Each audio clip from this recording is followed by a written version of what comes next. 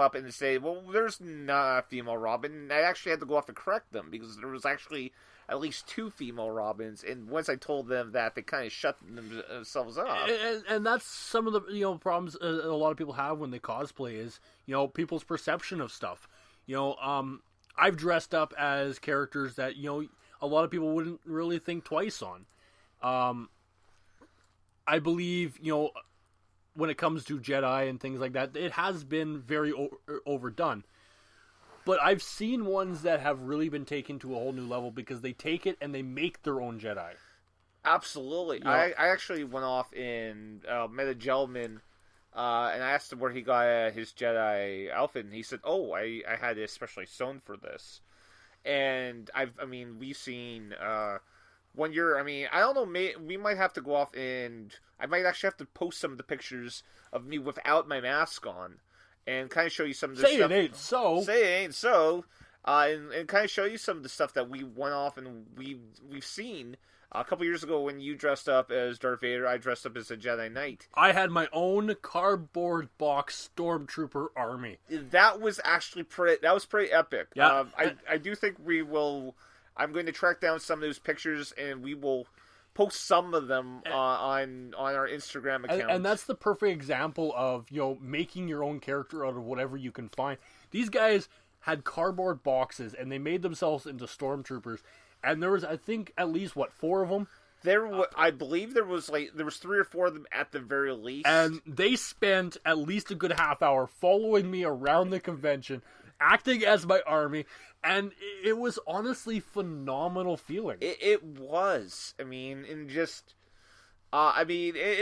blew away, again, those boxes probably didn't cost them anything. They probably went off and got them from a big box, like a Walmart or something, yeah. And they were able to turn them into these really great looking costumes. Big money doesn't always mean great cosplay. Exactly. And I've seen some stuff like I went off and I've referred to myself as a thrift store Jedi.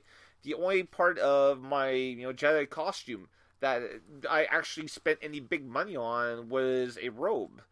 Everything else that was part of my Jedi costume, I got from one of our local thrift stores here, Valley Village. And so, absolutely. You should never feel at all, guys, that money should stop you. And of course, doing something as simple as a Jedi may not always cost a lot. I know a lot of people put a lot of big money into it. But, you, again, with the right amount of imagination and stuff, you can come up with some pretty epic things. Oh, I completely agree. I believe we're going to take a quick music break before we actually delve into even more about cosplay. There is much more to talk about, and that is amazing. This is a conversation that could never end.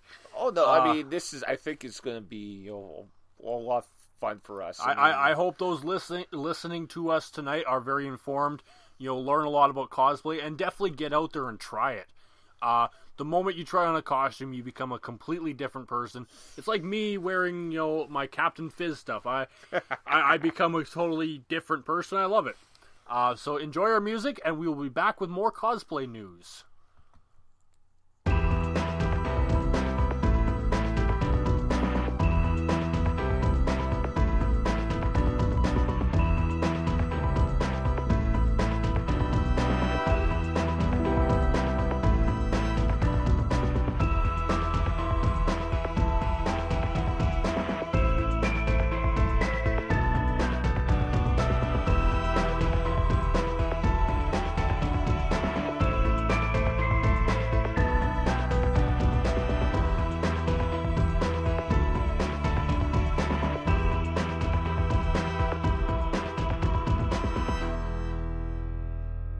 Hey guys, welcome back to the Captain Fizz and Mask Guy show.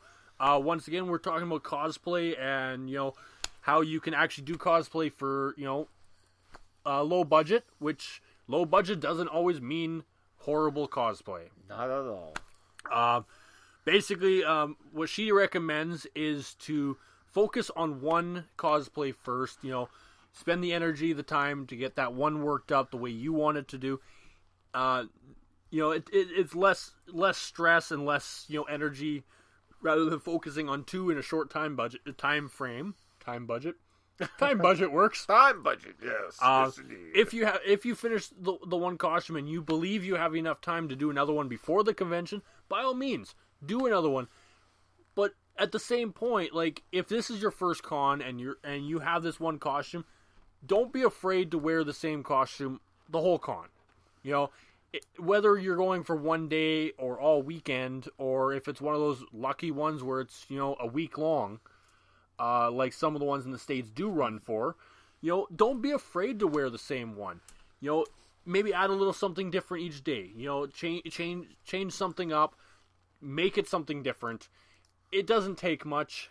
You know, just be the character, be the costume, and don't be afraid to be that one person who wears the same thing over and over again. I've actually worn the same Darth Vader costume, I believe, 3 years in a row, and I get recognized for being that character. There definitely is. I mean, within the cosplay community, that happens quite a bit, actually. Yeah, I still get people who recognize me, and I wasn't even in costume this time. And exactly, and it happens a lot. I mean, there was a gentleman who dressed up as a Klingon, and for years he was considered to be kind of an ambassador for the Central Canadian Comic Con C4 here in Winnipeg. And so, I mean, it was one of those familiar faces where you would walk in the door and it's like, hey, he's back. And so, it's kind of like, Conrad the T-Rex here in the city, who unfortunately I missed yet again at another convention, which really sucks. I was planning to go see him on Sunday just to kind of touch base and, see a wonderful, wonderful dinosaur who apparently keeps trying to eat people. But unfortunately, I had the Walking Dead finale to rewatch. Yes. I don't know if we want to even touch on that. No. It's my weekend schedule thing, which unfortunately is now done. So now I have to get into other stuff. Hey, I got time to make a costume now. Awesome. Hey. So basically, do your research before starting a costume. Research. Even people who've been doing this for years still research new costumes. And that's basically to make sure that, you know what you're doing, you know what you're looking for. Figure out what you need, look around at multiple places for materials to determine the best cost and availability. Just because you find what you're looking for at one store doesn't mean you can't find it cheaper elsewhere, especially those here in Canada. We are the budget people.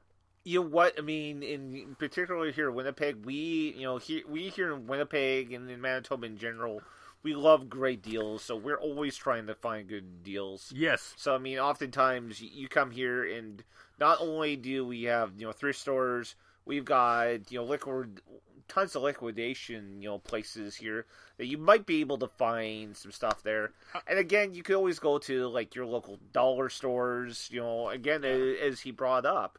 And, I mean, because despite the fact that, just because stuff costs only $1 or $2 doesn't necessarily mean that it's terrible stuff to be using. A simple foam board can be turned into, spikes for a helmet, the mold for a sword, even, for a staff, also look online. You can look at the flyers for certain stores online, see what they have before you even go in. You don't even have to go in there, deal with pushy people, and you kind of have an idea of what you're looking for when you get there. And the nice thing is, particularly about making weapons and such out of the styrofoam instead of trying to make them out of metal, is that in a lot of these conventions now, they will actually confiscate, weapons that they consider dangerous. And so, I mean... They haven't confiscated me yet. No, they haven't. But, the odds are, less likely that if you're going to build something out of styrofoam, that you're going to get confiscated from you than, say, if you made something out of metal. I remember one of my first Comic-Con experiences, there was 2 guys that both dressed up like Wolverine. One of these guys actually had his claws confiscated by security when he walked in. And so when he was walking around, he looked absolutely nothing like Wolverine without the claws. In fact, I thought he was supposed to be Edward from the Twilight movies. Not only that, but if you got to picture also, you're walking around a convention, there's a lot of people, you could be there for 5-6 hours. Practicality, you don't want something that's going to be really heavy. By the end of the day, you're not going to want to carry it anymore. Stick to something light. Foam definitely is a very useful thing. It looks cool. It looks like a real weapon, but it's light. Exactly. And that's the key point. You want it to look good, but at the same point, you don't want to overstress yourself and have something really heavy that you're carrying around all day that you're going to regret your decision. Basically, start with smaller projects and work your way up to the big ones. Don't just start with a big project. You're going to overwhelm yourself. You're going to worry yourself. You're going to, pretty much you could potentially not make it on time to what you want for your convention. Your costume may not be ready. Your props may not be ready. Something will be really off. And it does ruin it if something's just not the way you want it to be. And then when you can do the smaller ones, then you'll have a better time tackling the larger ones, which, as I said, time commitments. And most importantly, have fun with your costume. With your props, with whatever you're doing. Even if it's just as simple as changing your hair. Have fun being that character. These characters were put out there for our enjoyment, and it is basically like idolizing them by dressing up as them.